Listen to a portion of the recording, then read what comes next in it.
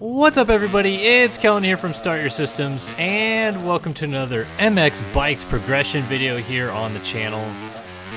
On to episode number 4, and I am going to be riding here on Paleta Raceway version 2, actually. So this is like the updated version by TFC, and going to try to get a little bit more of my skills down. Been working on a little bit more air control to try to get maybe a couple whips or scrubs in there. Working on attacking corners and braking late. I feel like I'm kind of coming around. And I want to give a big shout out right at the beginning of this video to Astrail, who is one of the creators and developers, creators and developers, I guess would be the right word.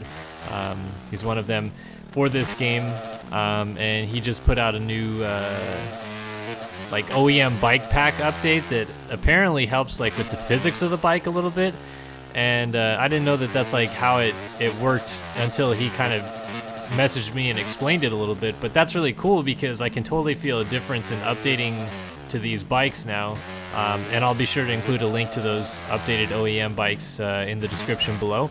But yeah, it's awesome that, he took the time to kind of give me a little rundown of what this stuff does, and told me about it in the first place, or else I may have not realized I was playing with some kind of old funky version of the game, I guess, for a long time. So kudos to him helping me out. I like that. Always appreciate a little bit of support, and I feel like it's helped me already. I feel like I've been able to kind of get a little bit better. There's a little bit better with the air physics. I'm still just a little, it's probably because I never did it in sim, but first person, trying to understand which direction the bike is going and stuff like that is just really difficult for me. So I'm still just kind of getting used to that, but everywhere else I feel pretty comfortable. I'm not having any problems with braking late, like I said, to get into corners, although now I just messed it up. But I feel good in and out of the corners. Rear tires are hooking up pretty well, I feel. So I'm having a good time playing this game. And seriously, I go a lap without crashing, no problem, and then immediately crash twice. But yeah, I just feel like in general I'm able to push a lot more than I was when I first started playing the game. And this is a pretty fun track to do it on in general because it's mostly pretty easy. The one good thing I like about it is that there's quite a bit of jumps, so it gives me a little bit more practice in setting up for jumps, floating the bike through the air, getting used to that dynamic a little bit more. But in terms of technicality or anything, it's pretty straightforward. I'm not trying to double through a rhythm section or something like that. And I haven't tried this update with the OEM bikes on a Supercross track yet, which now I'm pretty keen to, given that it feels pretty comfortable on a lot of these jumps. And I was terrible at Supercross in this game when I first played it, so maybe episode 5 will be a Supercross video, who knows. But yeah, just in general, I feel like I'm getting the hang of it a little bit more, learning bits and pieces here and there. It's gonna take time. Oof, that was a hard landing. It's definitely going to take time, as I've mentioned a few times before, but I like how now it seems that if I get a little out of shape in the air, or if I take off wrong or anything like that, not every time, but most of the time I have a general idea of what I can expect the bike to do or how to save it from that point, whereas before I would just be I don't know what's happening, it's just floating all the way over here, and yeah, now I'm crashed. So I like it a little bit better from that aspect. I'm getting used to the air physics more. Yeah, I just in general I feel like I'm having a good time learning this game, and this track is fun. Like I said, it's simple enough that you don't really ever have a moment where you're oh man, I'm gonna really crash hard on this section or something because it's a really challenging section. But it's also got a good technical aspect where the tables are there. There's lots of sections with back-to-back jumps like this one. There's a couple rollers sections, so you get used to sort of whoops. They're not really whoops, but somewhat of whoops. Yeah, good track. And I don't know if I mentioned it yet, but this track was made by TFC, who also made Glen Helen, which was the custom track that I played in last week's episode. So clearly he makes some banger tracks, not just replicas, but this is actually the first custom track that I've put out in a video, but I've also played a couple other custom tracks, and I've noticed quite easily that TFC makes some of the best ones. So yeah, awesome to see the stuff that he's putting out. I think the next kind of step for me in this game is to figure out how to start playing online and start playing with some friends and maybe even some subscribers. That would be fun. But I have no idea even where to begin with that, so I'll probably look into that next week and, you know, probably do something in that soon. But as mentioned, I also want to get down and get dirty in some Supercross because I want to learn it. It's not like I'm just avoiding the fact that I'm going to have to play Supercross in this game at some point. And I did actually see that somebody commented on one of my videos and said I should try out this like easier Supercross track that isn't quite as challenging as some of the like actual AMA Supercross tracks that have been put out in the game. And I like that, so that's a good idea. I'm going to actually give that track a go here pretty soon and see how much easier, or if there's any difference for me.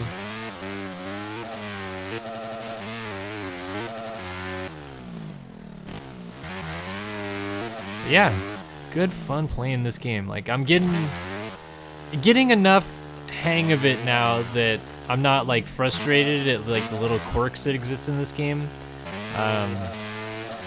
Like occasionally I feel like you just generally like kind of have like a street bike-ish crash is the only way I can describe it, where you either low side or high side or do some like weird funky 360 thing, and it didn't really feel like there's any jurisdiction for why it happened. So I like that I'm getting more used to that and having less of those moments. Maybe it's just that I've finally figured out the physics a little bit more. But yeah, I don't have much more else to say other than I'm feeling good, and in general on this track I'm looking good too. I feel like I'm riding well, and oh, little swapsies, yeah. Those are the ones I'm having a tough time saving, is when I get kicked kind of weird and I'm sideways already. If I take off straight and the bike starts floating one direction or the other, I generally have an idea how to save it from there. But if I'm taking off sideways or doing something weird like that and the bike ends up kind of getting kicked, not even a clue. I'm just kind of trying to move my body into a position that I feel like it would work, but I end up crashing anyway. Tear off.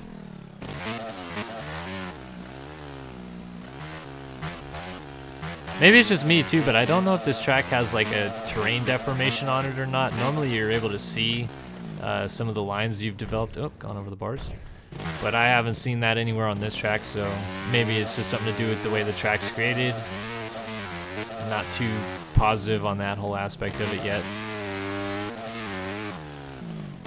But yeah, one of the things I will eventually get down into trying is building tracks or doing some sort of track editing in this game. I enjoyed the tracks that I made in Sim, and I feel like it'd be fun to make a track in this game as well. More or less because the challenge of it's a little bit different. In Sim, almost anything I made, I felt like I could do it pretty easily. Even pretty big, crazy rhythm sections or whoop sections that were very challenging. This game is completely the opposite. Like, if I build anything that is kind of big or out of the ordinary or something like that, I immediately feel like I'm not going to be able to do it in this game. So that's kind of exciting from that point of view, but it also kind of sucks because then I'm not a very good tester when it comes to actually getting the track going. So maybe when I decide I'm going to start making tracks in this game, I'll get a team of beta testers to help me out a little bit. So yeah, I'll do that. Get some Supercross skills down here sooner or later. Spend the last like 5 or so minutes of this video trying to do a little bit of whipping. It's going to be pretty bad, but I'm going to try. And I'm pretty much only going to try on jumps that are big enough to do it. But here, let's try this one. Not big enough. Needed to actually be going faster.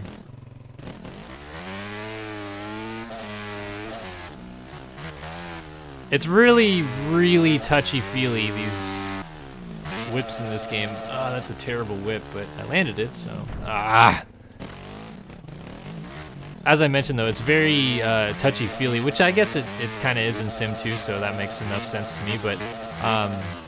like, unless you're perfect with your takeoffs and get your body going back the other direction at the perfectly right time and everything like that, yeah, you're pretty much just gonna have a bad time.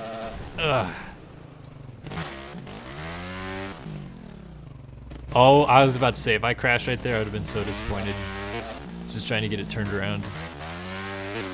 One day I will be good enough at this game to scrub the absolute face off of that jump, though. I promise. Like, all these jumps are built so well for learning how to whip, too. It's probably going to be the track that I spend a lot of time on getting used to the air controls anyway. And like I mentioned, there's only actually like a couple of jumps on this track where I feel moderately comfortable in getting sideways, whipping, whatever. Because everything else is pretty small. There's a good little whip right there, able to pull it back.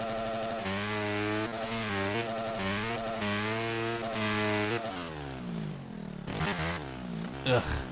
Some of them just look terrible, but I guess that's how it's supposed to look when you start and you're just learning.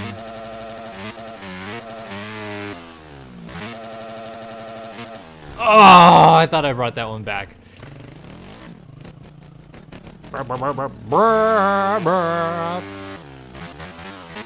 Go outside here and get a run into this so I can have a little bit more speed going into this jump.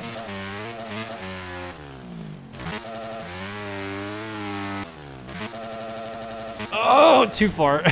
And that's another really tricky part of it too, is it seems like when you start bringing a whip back, it has a slight tendency to like overcook the return, if that's the right word for it. Like, you try to throw it back and instead it just goes past perfect center and goes all the way to the other side. Personally speaking, I've never really whipped a dirt bike that big in real life. Like, I've kicked it out here and there, I've been able to scrub a few times, but I was landing that too. So I don't really know what it feels like to bring like a big, good-sized whip back, but I feel like it's not like as crazy as this leads on to be. Like, generally speaking, the inertia of the bike seems to bring it back to like pretty straight center for the most part. I guess you do have to be pretty good at timing that whole motion though. Either way, I don't feel like it throws you back as fast as this does sometimes, but you know, not gonna be perfect, I guess. So I don't mind it. It's a new challenge, it's something to learn. Why not?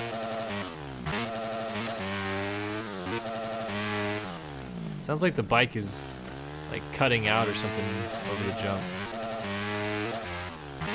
That's too big. Yep. I need to like mentally just tell myself every time I take off a jump that I should be leaning back just a little bit too. Because I kind of just like tend to throw these whips sideways and I'm not leaning back, I just am leaning over. So I need to kind of train my own thoughts to not fall into that trend. Again, just kind of leaned over, I didn't lean back, and it cost me because I ended up landing real nose heavy. Let's try one more time on this big jump, and then I think I'm gonna call it a day on this video. Let's get a good whip in. Last opportunity. Oh, I'm just going over the bars. Hold on, I want to actually try one more time because I keep forgetting I need to lean back. So maybe if I lean back on the takeoff, it'll go a little bit different. So we'll come down here, we'll flip it around.